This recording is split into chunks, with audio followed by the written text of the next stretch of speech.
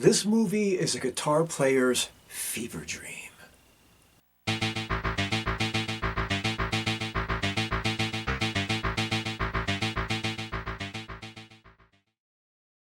Alright everybody, today we are going all the way back to 1986 to check out a cool little movie that some remember, some don't, but it definitely should not be overlooked. We are talking about Crossroads. No, not that piece of shit with Britney Spears. We're talking about the one with the Macchio. Anyway, before we get rolling, before we dig into this anymore, once and again, and as always, to the trailer. There's a place where deals are made and legends are born. And there was a kid they called Lightning Boy. He was searching for the lost song. You might be the first man to record it. For a piece of fame and fortune. Like Clapton did with Crossroads, the Rolling Stones did it with Love and Van. And he was looking to get him there. Welcome to Bluesville, son. This is the real thing. This ain't no book. Lightning Boy and Blind Eye. What the hell are you guys supposed to be, huh? Those blues men. I'm the blues man. He's from Long Island. All I need is a Mississippi street tie. I'm ready to roll. You need a lot more than that. You know, the owner walked up to Willie, gave him $3 $100 bills and says your boss can play. Only one blues man in town tonight. It was me. I'll choke you. You do when you get knocked on your own. There's a place where deals are made. And you made your deal at the Crossroads. Yeah, I made the deal. Oh, I get it. You want some kind of contest, huh? Real smart boy. Where a thin line separates the good from giving you all the magic I got from the great. Louis Brown sent me. Eugene Martone is ready to cross it.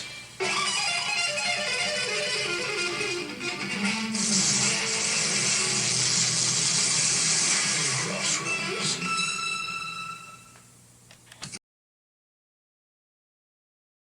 Okay, this motion picture was directed by the one and the only Walter Hill. We all know him. We all love him. We've seen his work before. We are talking about the Warriors. We are talking about the Long Riders and 48 Hours and Hard Times and Streets of Fire and Southern Comfort and another 48 Hours now that I think about it. And Red Heat and Trespass and Last Man Standing, pardon me, Extreme Prejudice and Bullet to the Head and The Driver and Brewster's Millions. It's Walter Hill, everybody. We all remember. We all remember. Okay, everybody, playing Eugene, Ralph Macchio. Let's do this. We're talking about the Karate Kid, Uno, Dos, Tres, and the TV show, and the Outsiders, and My Cousin Vinny, and Teachers, and Distant Thunder, and Beer League, and on TV, you know, 8 is Enough, Outer Limits, Ugly Betty, Happily Divorced, Psych, and of course, as I mentioned before, the Cobra Kai TV show. Playing Willie Brown, we got Joe Seneca. What? Silverado, The Blob, The Verdict, The Fish That Saved Pittsburgh, if anybody remembers that, School Days, Malcolm X, and on TV, Spencer for Hire, Cosby Show, Golden Girls, Matlock, Birdland, and he was a singer too, but that's a whole other story. Playing Francis. Why? Jami Gertz. Let's go. Alphabet City, 16 Candles, Twister, Solar Babies, The Lost Boys, come on, Less Than Zero, Jersey Girl, and on TV, still standing, Ally McBeal, The Neighbors, ER, Square Pegs, as the assistant to old Scratch. We're talking Joe Morton, TV shows up to Yin Yang, Search for Tomorrow, Grady, Another World, Equal Justice, The Equalizer, it's Rebecca, A Different World, Smallville, and in movies, you know, Ollie, Apt Pupil, Speed, Executive Decision, and we're talking Terminator 2, Judgment Day, and there's other people in this like Tim Ross and John Hancock, and step back, the immortal Stephen Vai. What? Guitar player? Yes, he's in this too.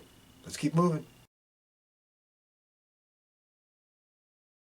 Okay, everybody, we're going to try to do this in 90 seconds or less. So we can keep it short, keep it fast, keep it rotating, keep it moving, so we can get to where we'd much, well, at least hang out the most.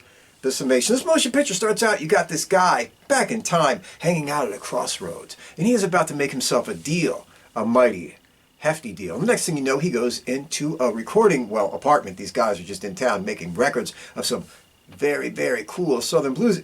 Anyway, he goes in there, he cuts the song. We jump to the future, approximately 1986 future, as I might say. And we have this kid, Eugene, hanging out in his room, playing his twanger. And what does he want to do? He wants to find, what? The missing song of one Robert Johnson. You see, he recorded 29 songs, but there's always been a rumor that there was another one, a missing final song. Then it made it an even 30. So he starts looking, he starts figuring out, how can I find out who might know this? And he starts looking for one Willie Brown, who was a harmonica player that used to travel in the same circles with the one and only Robert Johnson. And he finds this guy. He's living in a security, maximum security, whatever you want to call it, nursing home for somebody who did some violent things in the past, and he's under police guard in a nursing home with all these other old people. He goes in there to see this guy, and they tell him, kid, get your ass out of here. You can't be here. But he finds, what? They're hiring. They are hiring a maintenance man position, and that will give him an in to meet the one and only Willie Brown. He goes and talks to one Willie Brown, and Willie Brown says, I'm not that Willie Brown. Get your ass out of here. I don't want anything to do with you. Go piss off. Kid's a little bit upset. Next thing we know, this kid is hanging out at where? Juilliard, where we find out he is a guitar prodigy. He's one of the chosen. He's one of the great. This kid's going to go to do anything. Except the problem is he likes to play blues. He doesn't like to play classical. And, well, that causes some rubs with his one professor, who thinks that anybody playing blues is, well, kind of a schmuck. Screw that guy.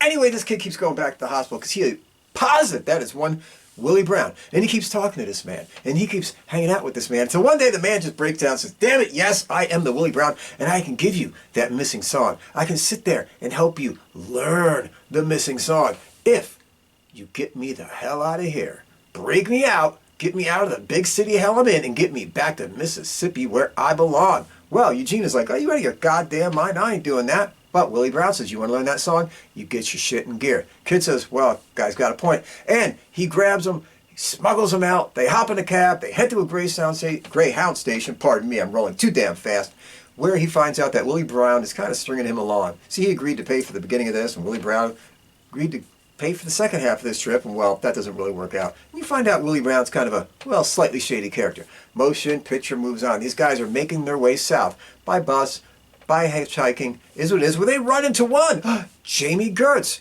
in an abandoned house. She's a young girl, 17 years old, run away, getting away from home, which matches up well with the other 17-year-old runaway and his ancient companion, and they're hanging out, and they are sitting there saying, hey, we gotta sit here. And she's like, no, I'm gonna stay here. And they're like, well, we'll stay here with you. And she's like, oh, hell no, I'm out of here. So she gets up and she leaves. Well, they hop in the very car that she's hitchhiking with because, well, a girl can get a car faster than a couple of dudes. It is what it is. And they go rolling. Next thing you know, they stop at this motel where Willie and Eugene start playing some music outside the place, and people are digging it. They're loving it. Until the motel bar / owner, whatever the fuck he is, comes up and he says, get your ass out of here. I'm going to start plugging you with lead. Ooh, that's not nice. So they go sit down in the back of the goddamn parking lot. And what do they see? They see Jami Gertz about to do this guy for some money.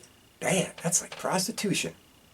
It is prostitution. Anyway, it is what it is. The Macchio goes over there to try to get her to stop doing this. She says, no. Hide. We'll knock this guy out. We'll beat the shit out of him. We'll get the hell out of Dodge. And we will start heading south. Even farther. Well, Macchio tries, but it's Macchio. Let's face it, it doesn't really work out. Willie Brown comes in, pulls a gun on this guy and says, we're going to take your car, we're going to take your shit, and you can find your car in another state another day. Don't worry about it. He had a gun because they stopped at a pawn shop earlier, by the way. I forgot to mention, and traded in a watch that, Long Island Eugene has, and got themselves a guitar, an electric one, and a handgun. There you go. So, anyway, they're driving south, they're going, they stop at this old barn. What do they do at the barn? Well, Willie Brown takes a rest, and Ralph Macchio gets himself a little Macchio action. After that, the police come in. Isn't that a bitch? Take all their cash, drive them to the town line, and say, get your candy asses out of here. We don't want to see you. Jami Gertz says, I want my money you guys stole. And they said, you want to go to jail? She said, and they hop down the road and keep on moving.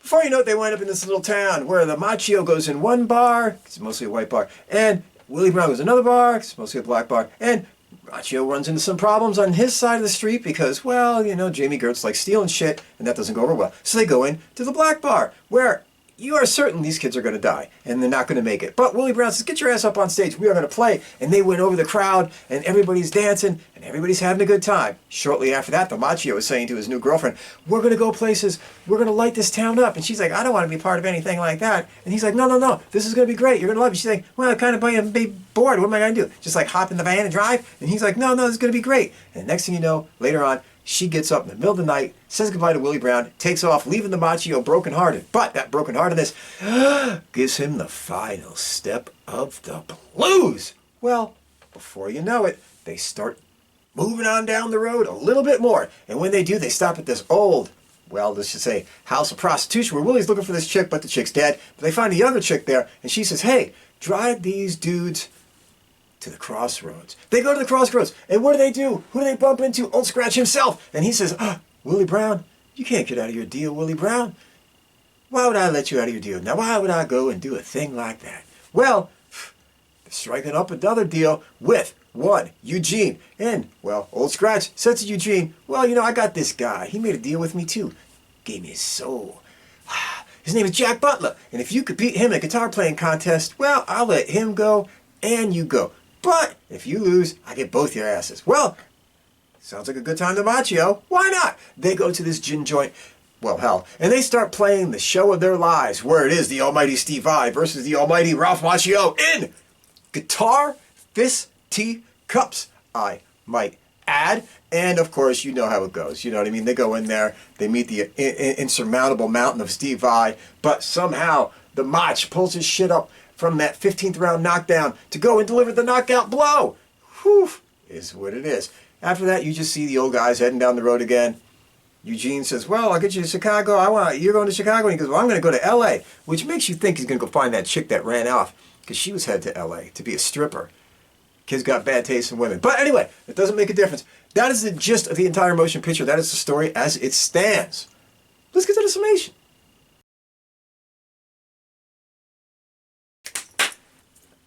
Does Crossroads, Does Crossroads, man, try saying that again. Does Crossroads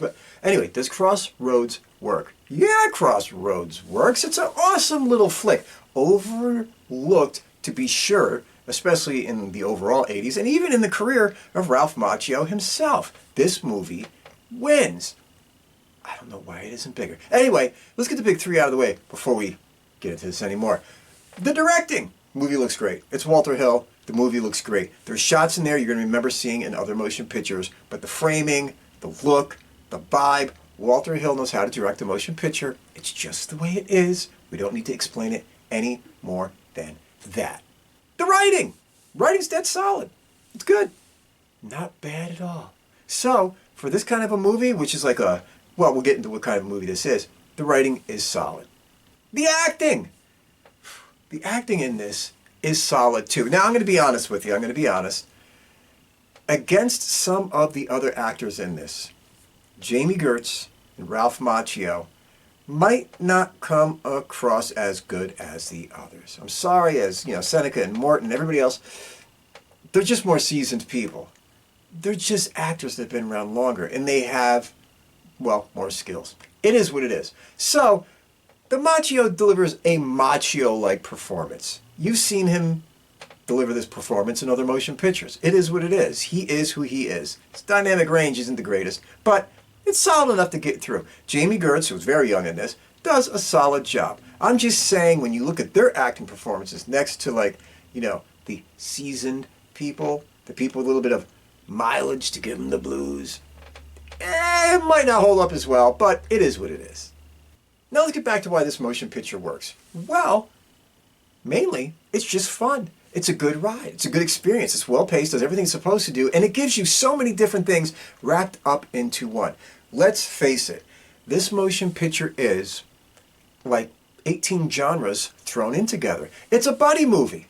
Two guys going out there on the road, on a mission. It's a buddy movie. You've seen them a million times before. It's also one of those movies where you got the old man and the young man together. You've seen those movies 1,000 times before. It's also a breaking away type movie where they're like, okay, we're going to go out, we're going to break away from the system, we're going to take on the world.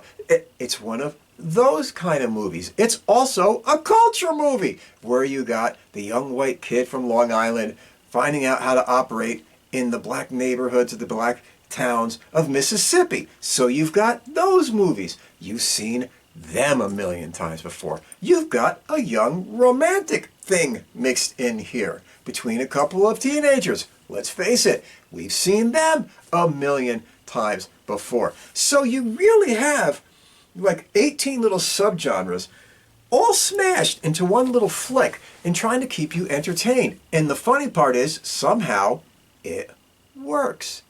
It delivers. It gives you what you're supposed to get.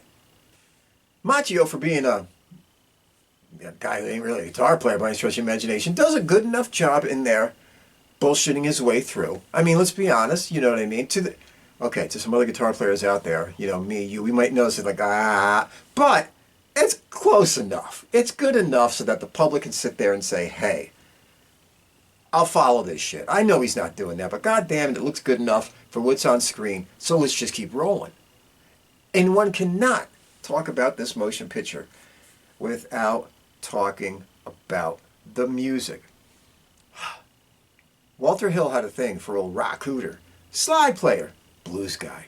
Used him a lot. Used him in the Long Riders, used him in Southern Comfort. And most famously, if you watch Streets of Fire, in the scenes that weren't being dominated by, like, you know, the Diane Lane singing moments, or the Blasters singing moments, or whoever, if you just listen to the music in the background, that slide guitar, that's Ry Cooder. And he is all over this doing the music for one Eugene. And of course, you can't help but go, oh, it's Steve Vai playing Jack Butler.